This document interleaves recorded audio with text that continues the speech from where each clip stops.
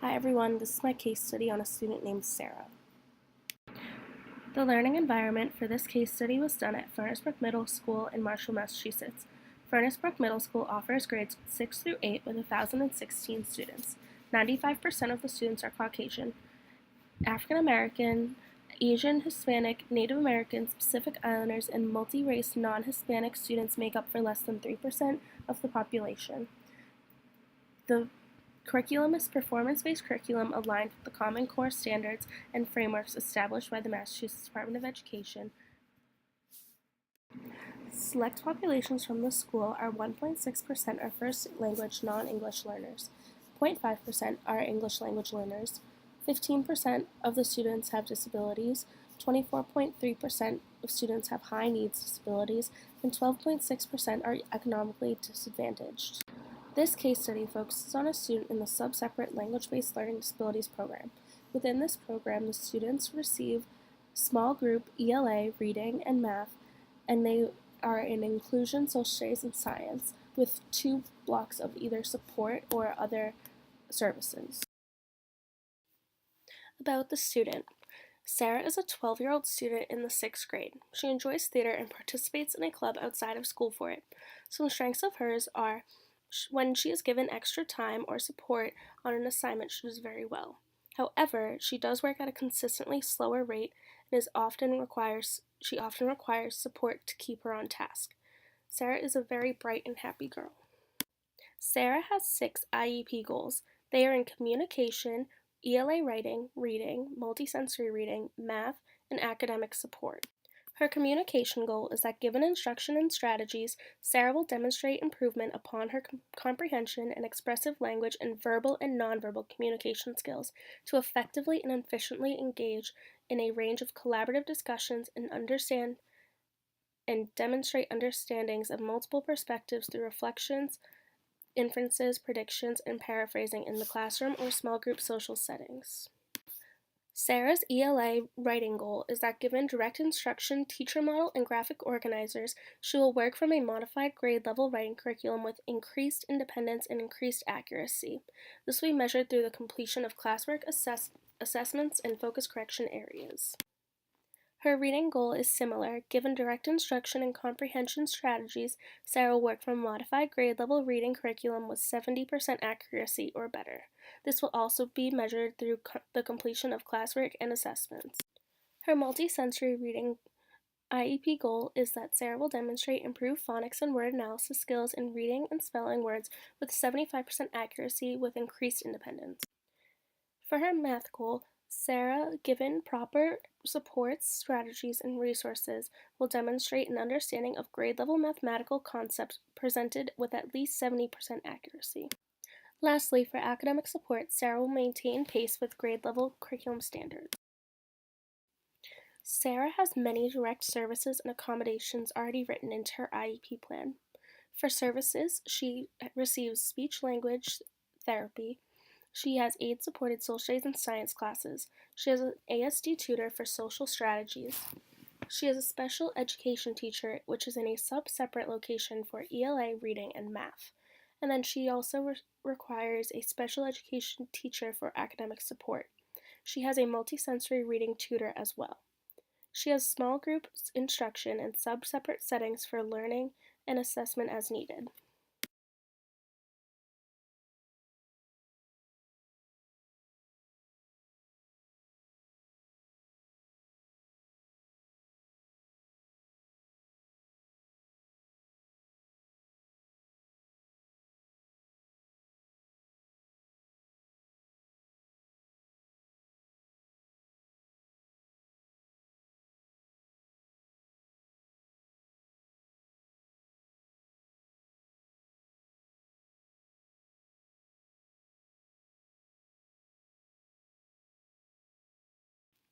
Sarah's accommodations are that she gets a multisensory approach to learning.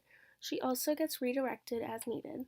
Directions and tasks are broken down, repeated, and clarified. Graphic organizers are provided for writing and reference sheets for math.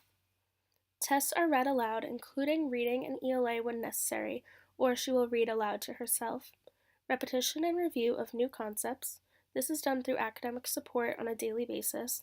She receives teacher and peer copy of notes when she needs them. The classroom teacher must provide study guides prior to assessments. Additional time for writing assignments is necessary. She gets track test items, and as requested, she gets use of a Chromebook. She also has preferred seating, which is close to the point of instruction, so she sits in the front of most of her classes. The first observation takes place in the student's science inclusion classroom. The class is made up of 20 students, 5 of which were on IEPs, and share an instructional aid with the student being observed. To begin class, students come in and pick up their work for the day, label it at their seat, and check the do now the teacher has written on the board. Today, the do now says, place homework in bin, take out SRW 22. The teacher allows a few moments for the class to come in and get settled. The student came into class, picked up the note sheet for the day, but did not immediately follow the do now. She went to her table spot and started talking with peers around her. Peers seemed to be multitasking and turning in, taking out materials, while in conversation with Sarah, as she is just in the conversation has yet to complete her do now. The instructional aide approached her and said, "You need to turn in your homework and take out your SRW." And she immediately stopped talking and said, "Oh, okay," in a loud voice. The classroom teacher is now ready to begin class, but is waiting for Sarah to return to her seat. The student would not raise her hand or answer any questions until finally there was one question that said, "If you could name the next supercontinent, what would it be?" And she raised her hand and said, "Sarotopia," very excited, and she was clapping along with jazz hand as she presented her answer. The students all began laughing, and the teacher had to take a moment to quiet the class down before moving on to the next question. The teacher then wrapped up the review and moved on to notes. When they began taking notes, Sarah was offered a key from her aide, but she did not take it, whereas the other students who are on IEPs took the key from the aide. Sarah then was trying to quickly follow along with the PowerPoint, but she was falling behind. I noticed that the aide would stand near her so that she could show her the key, where Sarah would copy the answers from the key instead of from the board, rather than just taking the key for herself. The second observation took place in the student's small group ELA class. The daily routine for this class is to come in, take out your homework, catch up with the teacher while the aide checks the homework. This day is a short day, however, and the student only has class for 40 minutes. It is the last block of the day as well, after lunch. The students come into the classroom very loud, talking about random things. Sarah is part of the conversation and is very happy. She is jumping and clapping with excitement. The teacher comes in and asks the student what is so exciting. They respond that one of their classmates is getting a new dog. The teacher talks to them for a few minutes about the dog and then tells them to take out their homework. Sarah is very giddy while going over homework, often not waiting to be called on to give answers, and when reminded to raise her hand, she says, "Ooh, sorry, girl," to the teacher, who kind of giggles but gives her a look. The student then continues to participate with the class while raising her hand this time. The class is still a little riled up upon anticipation of the final school day bell. After they review homework, the teacher had a review packet for them to complete. This was supposed to be done independently and silently in order for the class to maintain focus. The students were all giggling at each other, and then the bell rang. The teacher said she is unsure why they were so unfocused at the end of the day and wondered if there was anything she could have done differently to calm them down. The third observation is completed during academic support. This is a very small group class with 5 students and 3 teachers. The students come in, write all of their homework in their agenda, and then begin working on assignments that they either did not complete from the night before or an assignment to get ahead on homework for the night. Students also can use this time to get organized or study for tests. Sarah came in and put her belongings down and then grabbed a box of crayons. For a few moments, she was coloring what looked like a schedule. The aide in the room came over and said, "Hi, Sarah, did you write your homework in your agenda, and can I see your homework from last night?"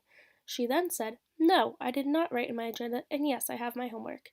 She then took out her homework assignments from the previous night. It was half completed. The teacher said to her now, she needs to finish her homework at home because they need to start using the time and support to study for tests and to review concepts. Sarah then picked up her crayons and began coloring in her schedule again. The teacher then said, "Okay, Sarah, we are not doing this right now." The teacher then took the crayons and put them at the back of the room. She said, "If you want to color code your schedule, you're going to have to do it after you complete your homework and study for your test today, if there is time." Sarah then said, "Okay," and took out her incomplete science homework. She sat there working on one problem for 5 minutes, not writing anything down, or looking for the answer in her reading, until the teacher came back over and said, "Do you need some help with this, Sarah?" And she said no, that she didn't want help, so that the teacher let her do it on her own. She was working on it, but at a very slow pace. She would get momentarily distracted by students who were working on studying for the big social studies test, but because she did not complete her homework from the night before, she wasn't able to study with her peers. For my problem statement, I conducted that during small group instruction, it is evident that Sarah feels more comfortable to be herself. Although this is a good thing, it often causes the student to become easily distracted, and the student has outbursts where she is distracting the students around her. She is seated at the front of the classroom and most times does not raise her hand when she speaks out in class. It seems that Sarah does not know what is appropriate in certain settings, and she does not realize when she is being impolite or disrespectful. The research question that I developed was, with knowledge and practice of the 5 core competencies of social emotional learning, will Sarah be able to monitor her own behavior in social choices within the classroom? My hypothesis states that using social emotional learning, Sarah will learn how to become more aware of her surroundings and peers. She will become conscious about her decisions when it comes to the classroom social interactions, her personal behavior, and social norms. These strategies for social emotional learning will be presented to Sarah in the classroom through differentiated instruction to incorporate more lessons about social emotional learning.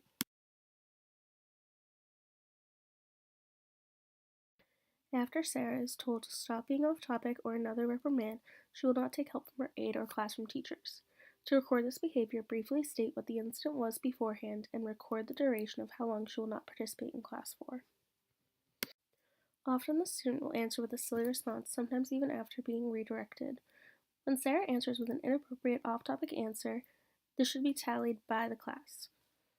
Recorded tally data on how often the student does answer with appropriate correct answers as well to monitor how the behavior is changing. When entering the class, the student is expected to follow the do now and complete tasks and be ready when the teacher begins class. Often the student comes in and she is speaking to peers rather than doing what she's expected to do. Offer Sarah a nonverbal cue when she is focused. That way, they minimize interaction so she does not feel embarrassed and is still getting support. If this does not work, teachers and aides will offer Sarah a new location to sit to help minimize distractions. To collect data on this problem behavior, when Sarah has to be redirected to regain focus at the beginning of class, tally it within the 5-day cycle. Note how many times in the 5-day cycle the student moves her seat away from distractions to on her own or after being asked if she would like to move. There are 3 problem behaviors within this intervention plan: speaking to peers rather than doing what is expected at the start of class, answering teachers with off-topic answers and laughing about it, and nonverbal after reprimands.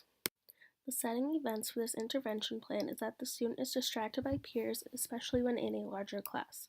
The antecedents to the problem behaviors is that she transitions to different classroom locations and from lunch. The consequences is that the teacher shows frustrations which embarrasses the student, and she sits in the hallway with the aide to complete work independently. Through interventions, Sarah will be able to maintain focus in a classroom setting by minimizing distractions around her. Sarah will also become more aware of her social choices after learning different strategies with her social skills teacher. 2 other behavioral support strategies for these 3 problem behaviors is that before transitioning to the larger class, the student's aide will remind her that she has to get into the classroom and take out the right materials, follow instructions on the board, and that if time permits, she may talk to her peers around her once she is ready for class. After lunch, students will engage in a refocus energizer. This may vary by class, but Sarah will be reminded, along with the rest of the class, to refocus after lunch and that it is time to learn again. This will target how she is often unfocused after lunch. Through the use of these interventions, the desired behavior is that the student will be able to participate and prepare for class without disrupting or becoming involved in other side conversations when inappropriate timing. If Sarah shows she is trying and is coming to class prepared to learn and can follow expectations without interrupting instruction with an off-topic comment for the whole week, her support teacher will provide a 10-minute reward time where Sarah and the other students in her support class can play a game of From the Closet, Apples to Apples, Jenga, or Cards. The new skill that Sarah should be learning is that if Sarah is feeling overwhelmed or easily distracted, she will learn to ask for a new seat or move to an available seat on her own.